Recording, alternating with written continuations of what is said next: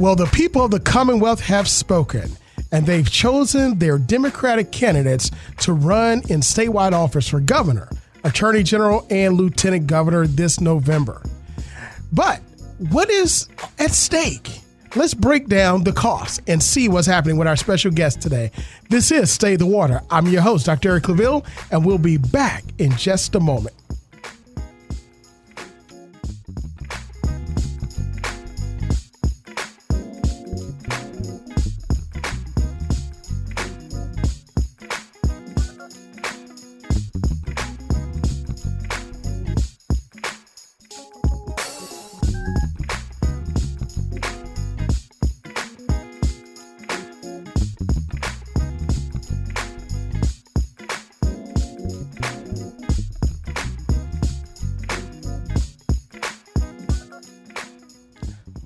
Welcome back, and thank you for joining us on this beautiful Sunday afternoon. I'm telling you, it is starting to look a lot like summer.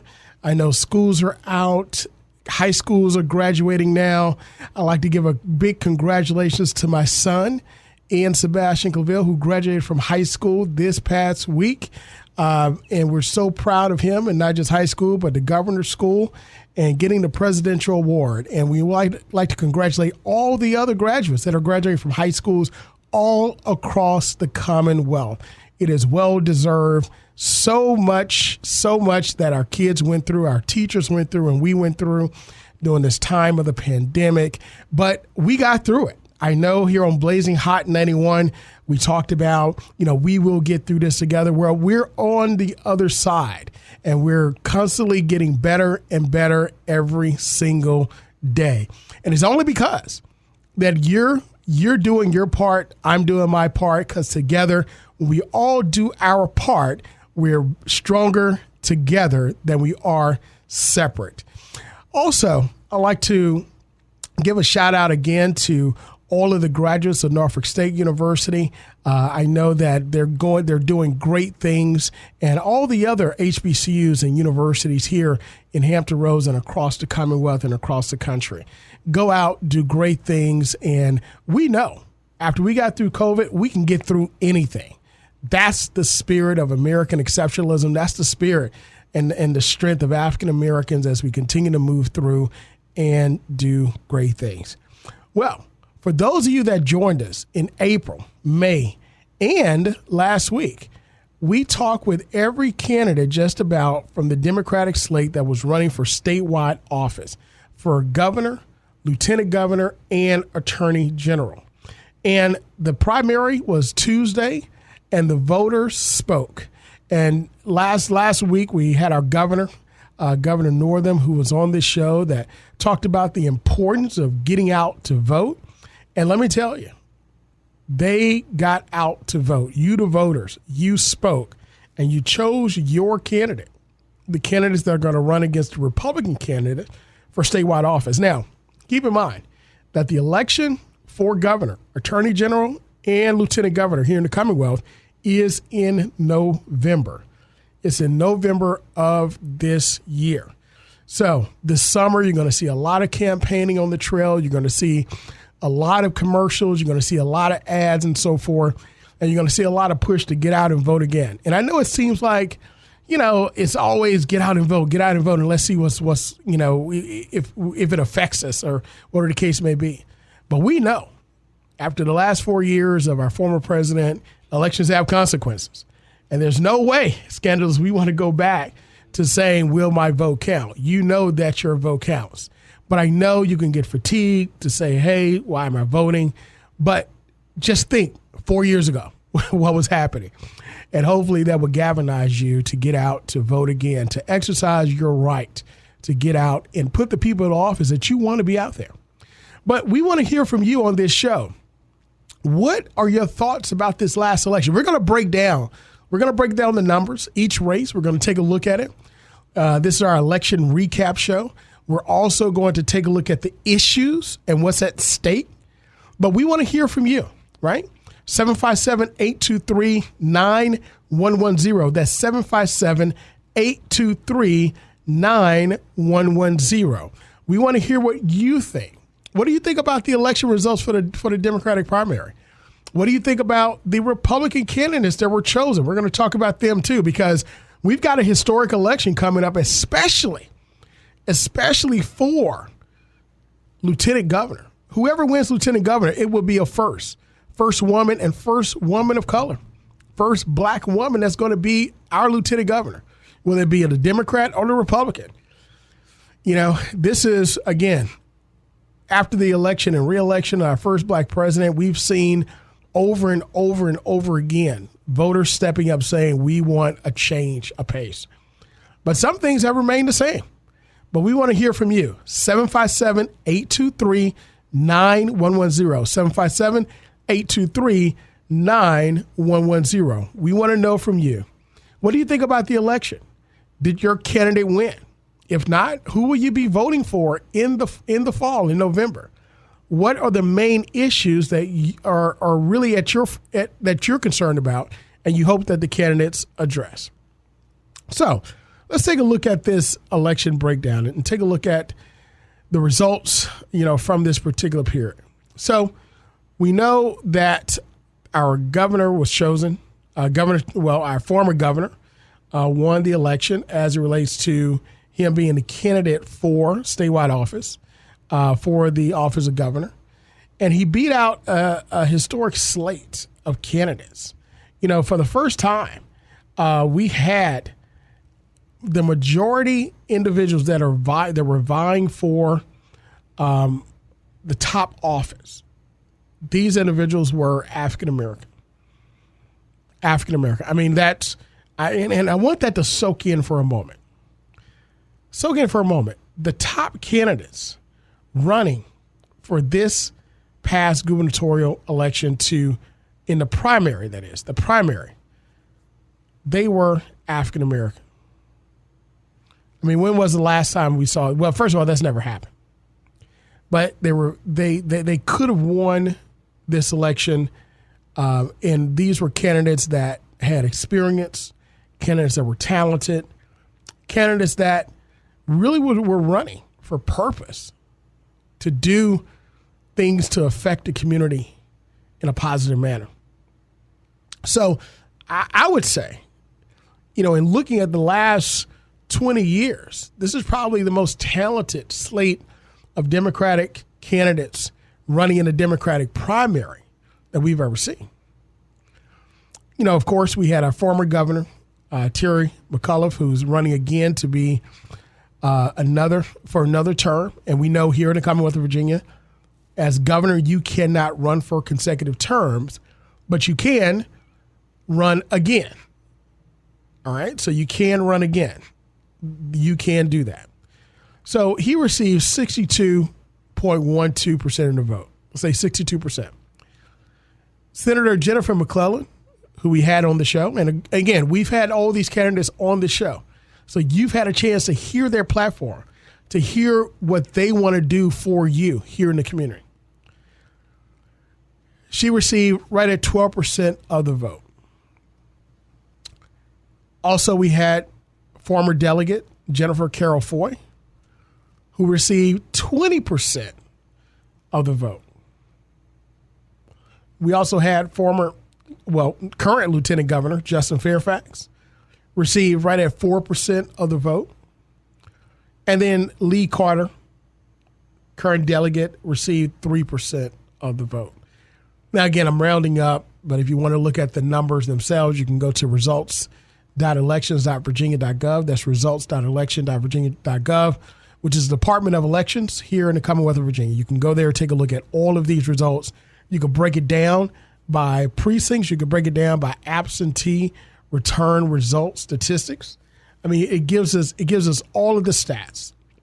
So, I will say this, when I say it gives us all of the stats, when persons talk about the false narrative of elections not being fair and free, it is just what it is. It's a false narrative. When you can't play by the rules and win, you try to say that the rules are unfair when they inherently are fair, or you try to cheat. But our elections are the most secure they have been, probably in the history of our country. Even now, they're more secure than they were in the past. Not that saying that they were unsecure in the past, but there are a lot of checks and balances. And we saw that when the recount in Georgia, the Republican legislature, the Republican governor, the Republican head of the election board, all of these individuals said it was fair. So you can't get any fairer than that. But Terry McCullough with over 306,000 votes. Jennifer McClellan right at 98,000. Delegate Carol Floyd with 98,000. Senator Jennifer McClellan with 58,000. Justin Fairfax with right at 17,000. And Lee Carter with over 13,600 votes. Terry McCullough won by a landslide. What did the people see in the former governor? When he was governor, there were a lot of things scandalous that he did to really progress Virginia from what it used to be. You know, we're talking the former Confederate, but now the former Confederate state, the capital of it, is really the most progressive of the former South, traditional South. And that says a lot. That says a lot. Now, you don't have to agree with all the policies. I don't agree with all the policies coming out of one party or the other party. But is it trending in a direction that's more equitable and more inclusive and more diverse, as opposed to being more closed? Okay? You have to ask yourself that question. And again, on this show, and we teach, don't believe the rhetoric, check the record. Check the record, which is why I gave you the website where you can see the breakdown of these results. So what was it about the former governor that the people said we want him back to compete to be governor again? What was it about it? What was it about what he said, his platform? What was it about the endorsements that he received? But the people spoke. Now, one thing that didn't come up in the election too much, but there was an article written by former Governor Doug Wilder I think Larry Sabato from University of Virginia also covered it. But in this slate, we had 3 African-American candidates, 2 African-American women, 1 lieutenant governor, 1 senator, and 1 delegate. They covered every category of the legislative offices. And we had 2 white males in this race. Had this been an opportunity to galvanize around 1 African-American candidate and let that African-American candidate compete for governor? Could have been the first time that Virginia could have been the first state to put the first African-American female in the governor's mansion. It could have. But we could truly say that when you look at the record of the former governor, when you look at the endorsements that he received, when you look at all the things that he's done, the people of the Commonwealth felt very comfortable and very confident in helping to get him back in office. What are your thoughts? Let us know. 757-823-9110. 757-823-9110. As we break down the results, the election recap show, we break down the results of this past Democratic primary. Now, again, we remember the Republicans chose their candidate, scandalous, based upon, their convention. So they have their candidates already. And we're going to talk about that in the next half hour. We're going to look at the head-to-head election that we're going to see with governor, lieutenant governor, and attorney general. And one thing about the Republican slate is that they all have Hampton Roads roots. And again, this election cycle is so interesting and it's so exciting because there are so many things in just not in the Commonwealth, but time periods that are coming together and where we're making history and making progress. But again, we're going to get to that, the head-to-head in the next half hour. But in the first half hour, we're breaking down the election results. So, Terry McCullough, former governor, who led the effort to expand Medicare to individuals under the Affordable Care Act when the Republican General Assembly wanted to stop it. He's coming back. The people have spoken, and he's going to stand as the Democratic nominee for the gubernatorial race in November. Lieutenant Governor. Let's take a look at Lieutenant Governor. Lieutenant Governor had the largest slate of individuals running and the most diverse slate of candidates running. Now, keep in mind, we've had most of these candidates just about on the show. There are probably maybe out of all candidates running for office that was running in the Democratic primary, we had 7 total there. Guys, we had about 15 candidates running. We had 12 on State of the Water. 12 on State of the Water that came and spoke about their agenda. Not bad. Bringing policymakers, movers, and shakers to the people. That is the spirit of Norfolk State. That's the Spartan spirit. But I digress. You're listening to State of the Water, WNSB, Blazing Hot 91. I'm your host, Dr. Eric Claville. Right now, we're going through the election recap after wrapping up this conversations with the candidates for the month of April, May, and June, and also our governor who talked about the importance of getting out of the vote last week. We now have our candidates for statewide office in the Democratic primary. So we just broke down the gubernatorial slate and looked at the numbers and some of the issues and the reasons why we believe the people voted for the former governor to stand as the Democratic candidate. Now we're looking at lieutenant governor. Let's take a look at this very diverse slate of candidates. You had Hala Ayala, who won the Democratic primary, but it was a head-to-head race between her and Sam Rasool, who were both on the show, that talked about the reasons why they are excited to be their kid, the lieutenant governor candidate. So Hala Ayala had 37.5% of the vote. Sam Rasool had 24%. I'll say 24.25, but I'll say 24. Andrea McClellan, who's a city. Now, both of them are delegates in the General Assembly. Andrea McClellan is a city councilwoman here in Norfolk. She received right at 11% of the vote, 10.59.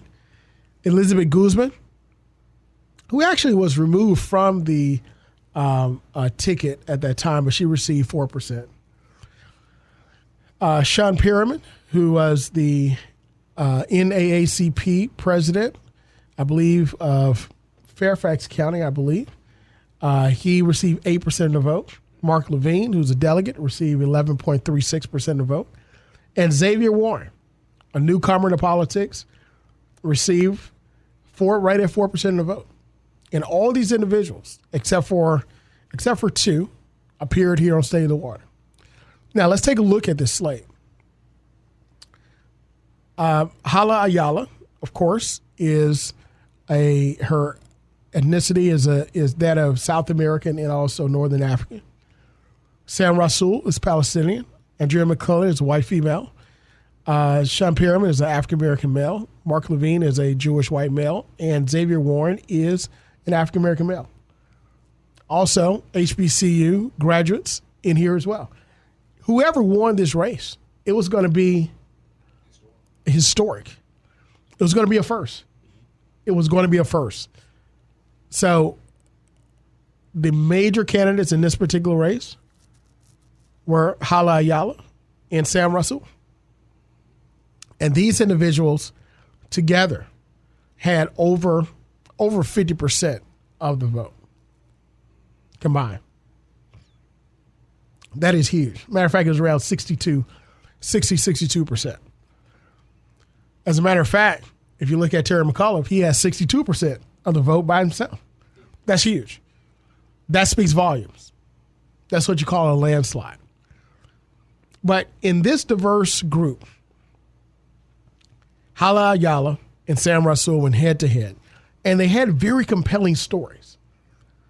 Very compelling stories. Hala Ayala's story was one that was timely, where not only she was in the field of cybersecurity, just like you, DJ, our producer, DJ Scandalous, is getting ready to graduate with his master's in cybersecurity. But she also was a woman that experienced the ills that a lot of African American women have experienced when giving birth. You know, she found herself in a situation where a lot of African American women could have died on the table giving birth to their children. And that came out during the pandemic.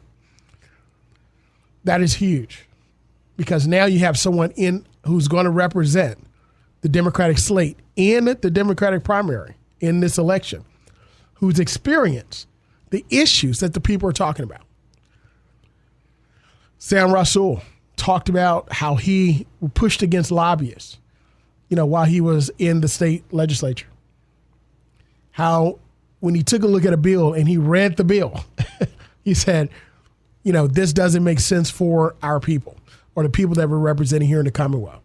So he wasn't afraid to go up and against big money. He wasn't afraid to go up and against, the machine, as they call it.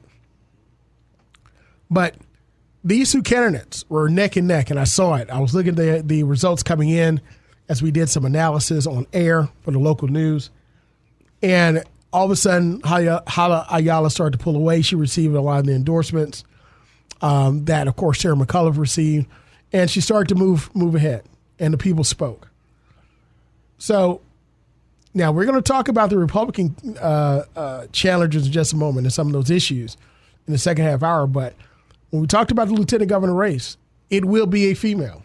It will be a black female who stands as the person that leads the Senate. That's the importance of that position.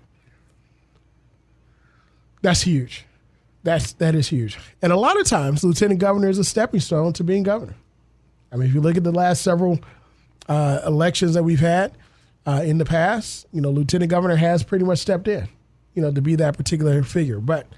And of course, from governor, that's the stepping stone used to be U.S. Senator. We've got two of our former governors who were serving in the U.S. Senate. So all these things are fascinating because you can now start to see the future, what's possibly there, right? But we don't want to get ahead of ourselves, right? We're not saying that there are the winners of the November election, but we are saying that they are representing the party in what's becoming a reliable blue state. Now, I want to say this last part for Attorney General, and then I want to talk about Commonwealth's attorney here before we go into the second half hour of our show. Attorney General. Now, this was a race that was a little closer than I thought it would be, a little closer than what it was being projected. I know that early on in the slate, Attorney General Mark Herring, who was also on the show, had a very sizable lead. We're talking double-digit lead. Delegate Jay Jones, who comes from a family of public service, family of judges, Judge Jones, and also the two Judge Joneses. It was first he was in single digits, then he got into the teens of double digits as far as his support. But I said this race is going to be closer than people really think.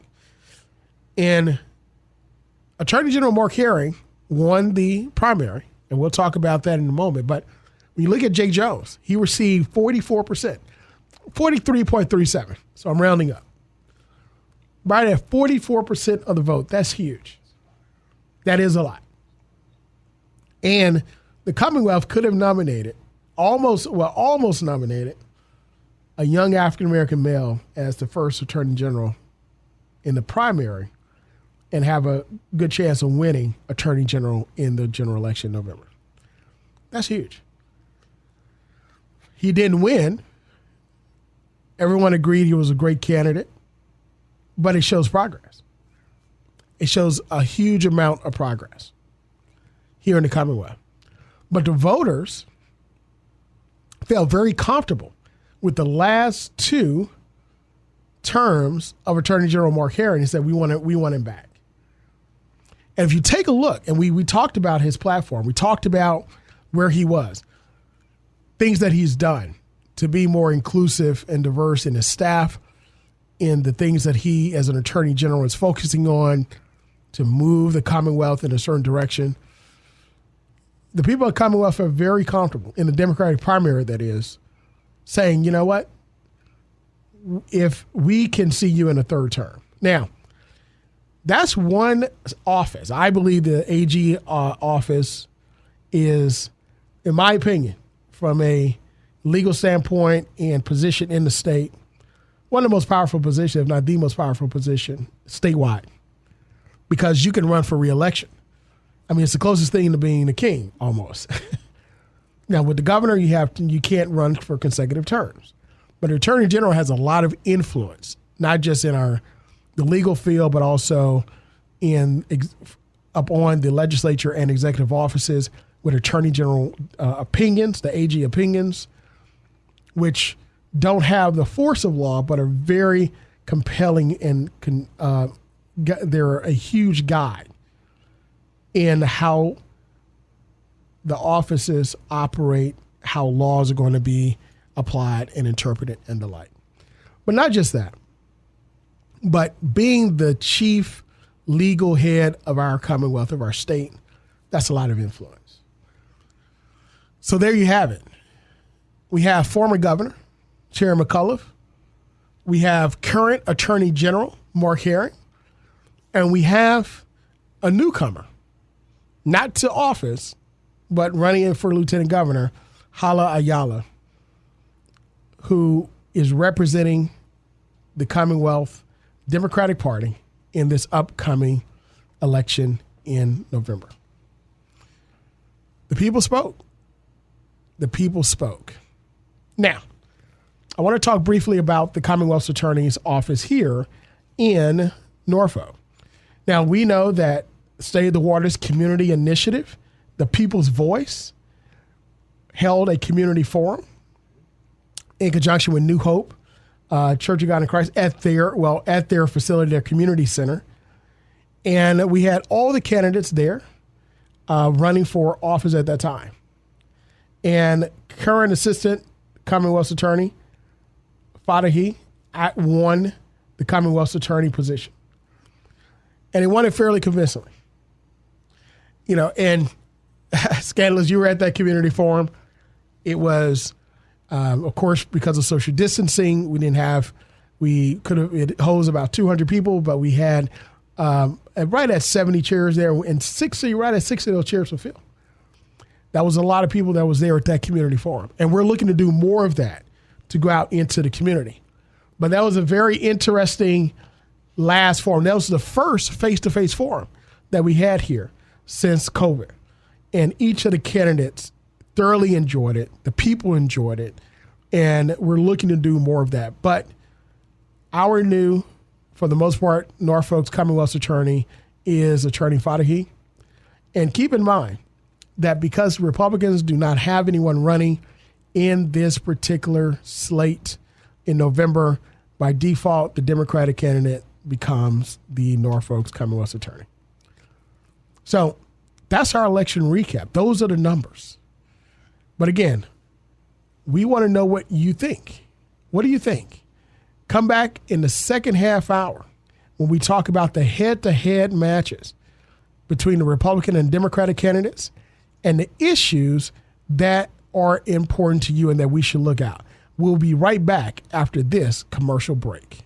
Programming supported by the Virginia Beach History Museums and Princess Anne County Training School, Union Kempsville High School Alumni and Friends Association, presenting a free celebration of African American Music Month, featuring the TFC Band performing classic soul, Motown, funk, and more. Former Hampton Roads news reporter Becky Livis, as well as a Hampton Roads youth poet, Loretta Ambassador, from Teens with a Purpose. Performances run from 3:30 p.m. to 5 p.m. at the Renaissance Academy grounds in Virginia Beach. The Princess Anne County Training School, Union Kempsville High School Museum will also be open starting at 3 p.m. the day of show. For reservations, museumsvb.org/calendar.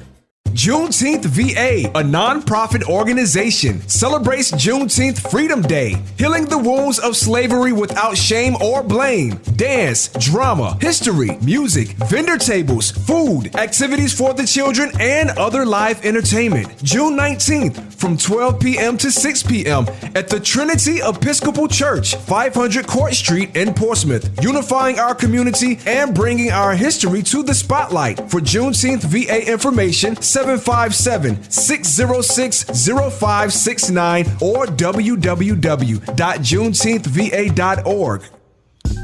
Welcome back. This is Save the Water. I'm your host, Dr. Eric Claville, and thank you for joining us for this Sunday Save the Water on this beautiful Sunday here in Hampton Roads.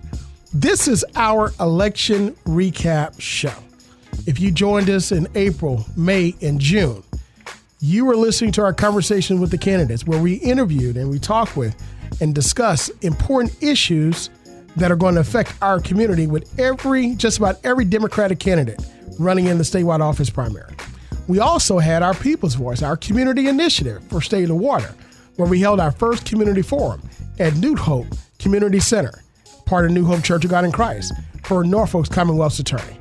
But the people have spoken. And we have our slate of candidates that are going to go head to head in this November election. And in this half hour, we're going to discuss the issues and the candidates head to head. So we have our candidates for governor and our candidates for lieutenant governor and our candidates for attorney general. First, I want to start with the candidates for governor. Terry McCullough, who's the former governor of Virginia, and we remember him because he was the one that helped to expand Medicare and Affordable Care Act throughout the state when the Republican legislature would not do it.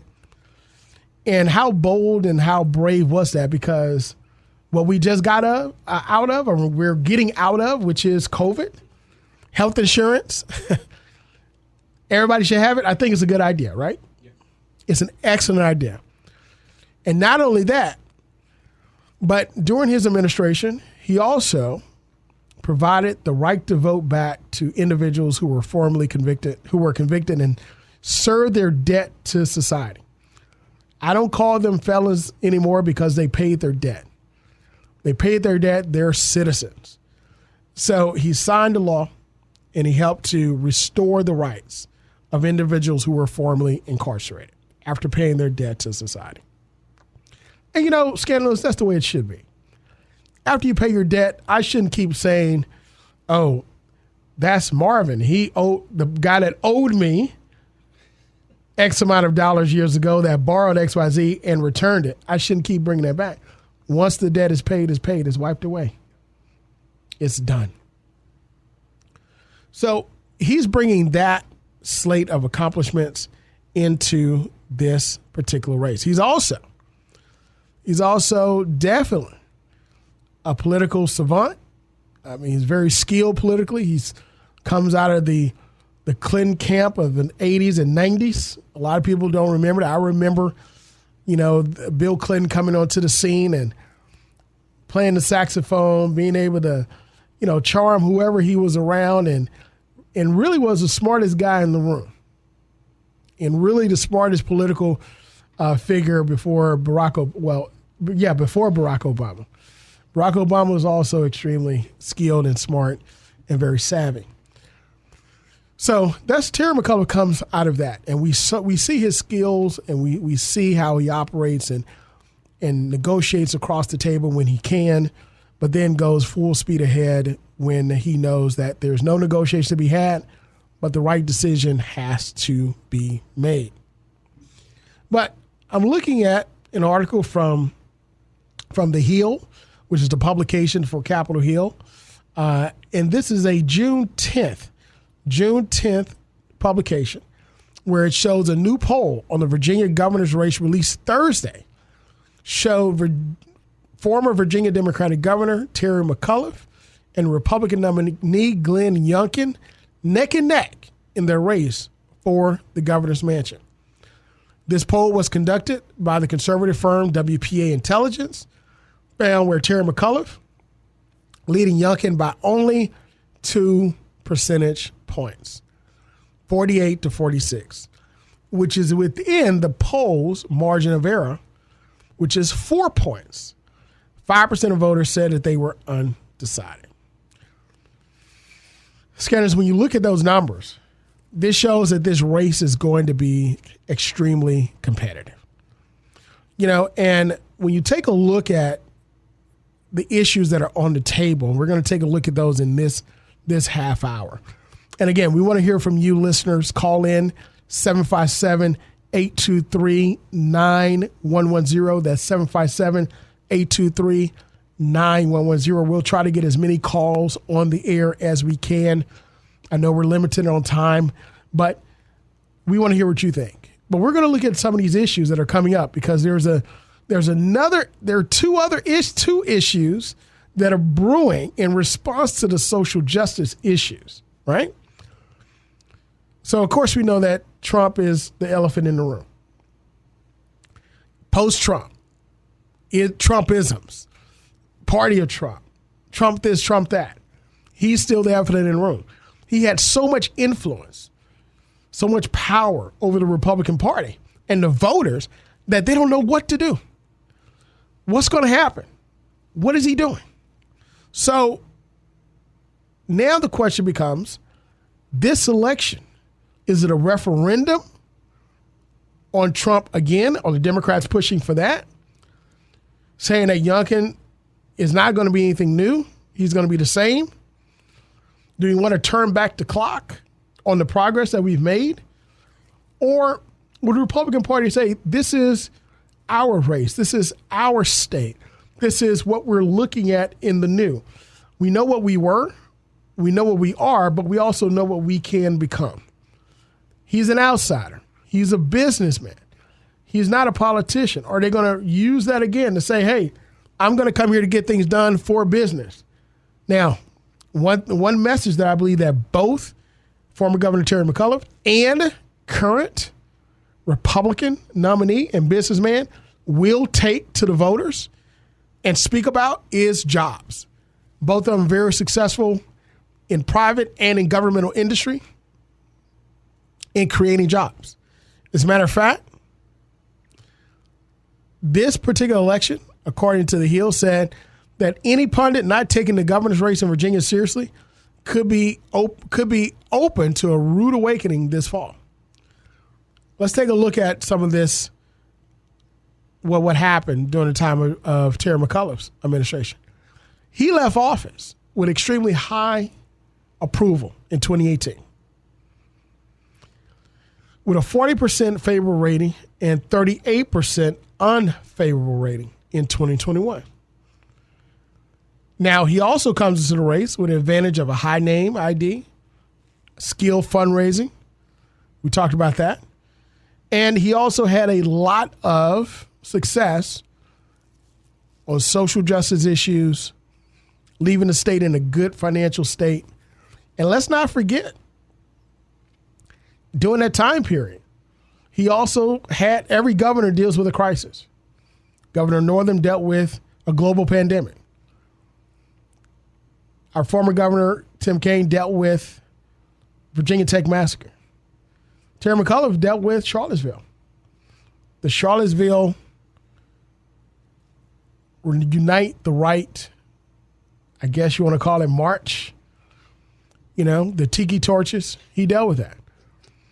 So you see his record. So he comes into this particular race with all of that goodwill behind him and what he has done. So he's got a great record based upon his supporters and based upon the record, not the rhetoric. Check the record, not the rhetoric. But Youngkin, he's got money of his own. He's poured millions of dollars of his own money into his campaign. He's also raising money across the state. I mean, he's been visiting different factions, different groups, the groups behind the scenes that are, pushing the agenda and things of that nature. We know about special interests. We know that, you can't raise $1 from every individual and spend $1 million on ads in 1 week. That big money comes from somewhere. But he's also, he and the other candidate, Terry McAuliffe, their air and digital ads are going at each other this week, throwing attacks at each other. So Youngkin, he was on Fox News. And one of the issues, let's talk about the issues. Now, we talked about Trump. He's the elephant in the room. We looked at the past record of Terry McAuliffe. And they're looking to tie Youngkin to Trump. And, of course, Youngkin is looking to, tie some liberal issues to McAuliffe, right? But here are the two issues that are creeping up into this particular election cycle and will be one of the major issues in the midterm elections of 2022. The first is going to be critical race theory. Now, critical race theory, we'll do a show on this starting in season 2. By the way, we're coming up on the end of season 1. Thank God for that. To God be the glory for us having a successful season 1. But we're going to do a lot more discussions about these very important issues coming up in season 2 after this election cycle. But critical race theory itself, one side is saying that, the Republicans and conservatives saying that it's teaching hate. It's teaching that people to believe that all white people are racist and hateful. And that's not true. Critical race theory is a legal construct which examines laws and public policies to show how they were created in its effect or intent to be discriminatory upon African Americans, other people of color, and women, thereby creating a system of discrimination, as we call systematic racism and discrimination, thereby feeding the belief of white supremacy. So case in point, the laws that were created during the time of Jim Crow in order to stop African Americans from voting, poll tax, grandfather clause, literacy tests, those were discriminatory. Now, if you're a white person that voted during that time period, you did not create that law, but you benefited from it, that's not saying that you're racist or discriminatory. That says that the laws created an environment for you to have an advantage. We could take a look at the housing policy, the color of law, where you cannot sell homes in the suburbs to African Americans, or the builders would not, or those loans, those mortgages would not be backed by the federal government. That was in our law. Or redlining. We just talked about Tulsa. So critical race theory examines the laws and public policy which help to create an unfair advantage for white Americans and disadvantage African Americans. That's all it is. But the wedge issue is that they're pushing it to say they're indoctrinating our youth to believe that all white people are bad or discriminatory or hateful. And that is not the case. But scandalous, that's one of the issues that's coming into the fray. That's one of the issues that's pushing itself into this particular election cycle. The second issue is now the attack on law enforcement. Unfortunately, we are seeing an uptick of gun violence in every corner of our country. We just had a mass shooting in Austin, Texas, a couple of nights ago in an entertainment district. It was an argument between two individuals, and they ended up shooting. And like most mass shootings, and like most arguments and emotional killings and shootings, bystanders are hit. So 13 people were injured. I think 11 seriously. The first responders, law enforcement reacted and got those individuals to the hospital to get medical care. And I don't think anyone lost their life, thank God. But we see that happening. We also see other mass shootings that have taken place. There was one individual in Florida, I think Royal Palms, Florida, in a Publix supermarket this week that opened up fire and shot, several individuals. Of course, I think he was shot and killed. We just hear, all around, you see the uptick in gun violence. So one of the wedge issues that's being utilized in this election cycle is to say, see, the left wanted to defund the police, attacking law enforcement. Now look at the effects of that policy. It's creating an uptick in gun violence. That's going to be an issue in this election cycle. Law and order is coming. It's the same message, just different clothing. It's not as in your face, but it's saying we got to support law enforcement, because if we don't, we can't allow our society to be run over rampant by XYZ. That's what they're going to talk about. So watch out for those three issues: the Trump issue, the critical race theory issue, and the law enforcement issue. Those are the three that are going to be huge in this election cycle.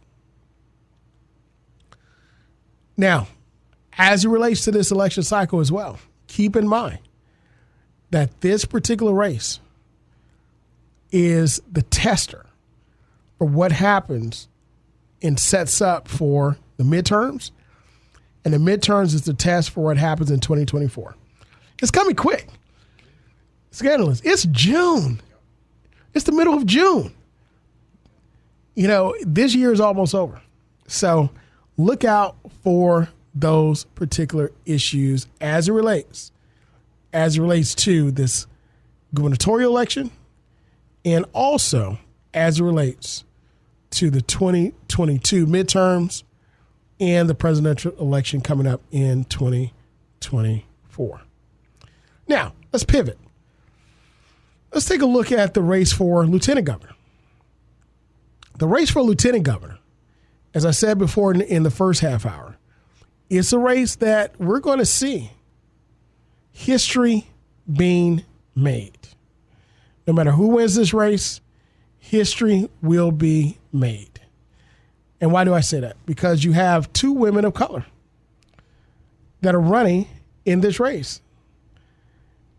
You have Hala Ayala, who's representing the Democratic slate, and you have Winsome Sears, who's representing the Republican slate.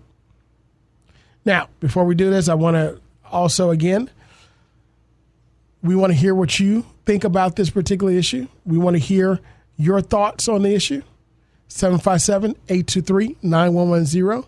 757-823-9110.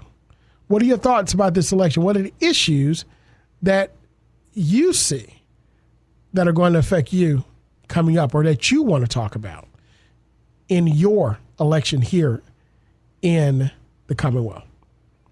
So, representing the Democratic Party, again, is Hala Ayala. She's a first in many ways. She's worked in cybersecurity as an analyst for U.S. Department of Homeland Security. She was elected to the Virginia House of Delegates in 2018 to represent the 51st. And she was also part of Terry McCullough's Council of Women when he served. And we also have Winsome Sears. Winsome Sears is a former delegate here in Hampton Roads representing Virginia Beach. And both these women are black. They're women of color. I'll say that. So no matter what happens moving forward, we will have a lieutenant governor who's a female and a lieutenant governor who is a woman of color. That's huge. That is absolutely huge. And when she, of course, the Republicans, they had their convention. She received, Winsome Sears, over 55%, well, right at 55% of the vote. Whereas the person coming in second, and again, we're talking about different rounds. So you had first round, second round, third round, fourth round. But in the fifth round, she beat out Tim Hugo with who had 45% of the vote. Winsome Sears had right at 54.4% of the vote. But the issues that they stand for are totally different from each other. Of course, Hala Ayala does carry the issues of the Democratic Party. And we have Winsome Sears, who, if some have seen some of her postings and the like, she carries the mantle for the Republican Party as well. One of the postings I've seen is that she's a believer in the Second Amendment. So she had an automatic weapon that she was standing with. And that speaks volumes, of course. It's volumes that's spoken toward, that particular demographics that she's running for to be elected. But it speaks volumes. The question becomes, what will be the impact of that message to black voters who are not wanting to vote for the Democratic Party? Should we just, again, we found you just can't count on, the Democratic Party can't just count on African Americans just to vote the ticket. There's got to be something in there that speaks to African Americans. But does Winsome Sears has a message? Does she have a message that's speaking to them? Will individuals look at her and say, she's going to take my issues to the people and really address issues in the state legislature for us? I think that may be a hard sell. But again, this election, November 2nd, we got an extremely long time to come in before this particular election. So we'll see. But keep in mind that voters tend to vote the ticket. So if you got a strong person at the top, Terry McCullough, it's very likely you're going to have those individuals line up under him and move forward as it relates to voting the ticket. Let's take a look at Attorney General. But again, history will be made no matter what. Hala Ayala, Winsome Sears, we will have a female and a woman of color as Lieutenant Governor here in the Commonwealth on November 2nd after the polls close. And lastly, I want to take a look at Attorney General. Attorney General, again, I've said it before, I believe is probably the most important and most influential and powerful position statewide office because it not only is political, but it's also legal. Not only that, but it's also influential on the legislative side.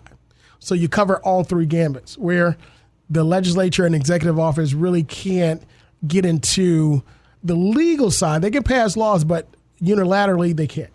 The AG can influence the legal side. The other part of that is the Attorney General can run for consecutive offices. If Mark Herring runs, this would be his third term. That means we would have 12 years of Attorney General Mark Herring being our Attorney General. And that is huge. So he's incumbent. And his challenger is Jason Myers. Jason Myers, again, whether it be Glenn Youngkin, Winsome Sears, and the candidate for Attorney General on the Republican side, Jason Myers, they all have Hampton Roads roots, whether it be Virginia Beach, Norfolk area. Jason Myers is a member of the Virginia House of Delegates representing currently District 82. He assumed office in 2016, and his current term ends in 2022, but we know he is the candidate for AG. So he's on the ballot, and here coming up in November 2nd. So as a lawyer out of William & Mary and also undergrad at JMU, he's one who's also served as a prosecutor, private attorney, and in the office of Congressman Scott Ridgel. So this particular race, you've got a very strong ticket at the top on the Republican Party, Glenn Youngkin, who doesn't have any history, any baggage, and can carry a new message. You got Winsome Sears that can be used in advertisement as progress, as a black woman who served in the legislature, running to represent the state in statewide office as lieutenant governor, and the attorney general candidate on a Republican ticket, who has very young, but has the pedigree to say that I've served and walked in these positions. As a matter of fact, if Myers and Delegate Jones were the candidates together, I think it'll be an extremely close race because they both kind of mirror each other. They both went to William & Mary Law School, by the way, but they both mirror each other in their service, just about. But I believe that Mark Herring, with the strong record that he has, with Terry McAuliffe at the top of the ticket, I think it's going to be closer than people think.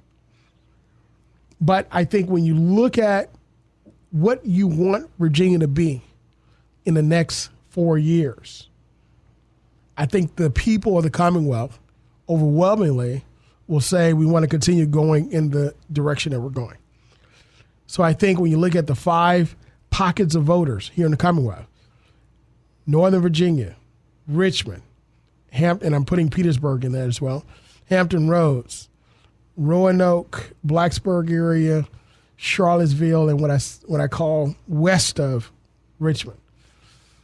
I think out of those 5 distinct voting areas, I think at least 3, maybe even 4, you're looking at a majority Democratic win on those tickets. Definitely 3 out of 5. But again, I'm not giving election predictions, not this show. We'll get to that in October, but look for us to have a conversation and also community forums and debates with these candidates. Because again, one of the things that we want to do here on State of the Water, an initiative of the Center for African American Public Policy here at Norfolk State University, is engage the public. Bring the policymakers to you to discuss issues that are important to you in your community. Because ultimately, you know what's best for you because you're living it, you're seeing it, and you definitely want to leave a legacy that your children and your children's children can be proud of. So that's the slate. And as we talked about in the other very important election here in Norfolk, Norfolk's Commonwealth's attorney, congratulations to Attorney Fadahi, who will become Norfolk's next Commonwealth's attorney. Thank you to all of the candidates that attended our community forum for the People's Voice last week at New Hope Community Center, part of New Hope Church of God in Christ. Thank you to the pastor, and our condolences also to the pastor of that church who recently had a tragedy in his family. Our prayers and hearts are with you. And we want to thank all the community that continues to tune in to us every single Sunday. Thank you for your support. As I mentioned before, we're coming up on our 1-year anniversary, and it's huge. So we're to God be the glory for that. Again, congratulations. We're looking for greater, and we can't be and we can't do these great things unless you are supporting us. I also like to take another point of personal privilege to congratulate our dear son, my wife and I, our son, and our youngest son, Ethan's older brother, Ian, for graduating from Minchville High School with honors, President's List, President's Award, and also graduating from the Governor's School for Science and Technology. Son, we're proud of you. We love you dearly, and take God with you wherever you go, and you'll be great. And congratulations to all the other high school graduates across Hampton Roads and the Commonwealth. Until next time, we'll see you next Sunday. God be with you, and be safe.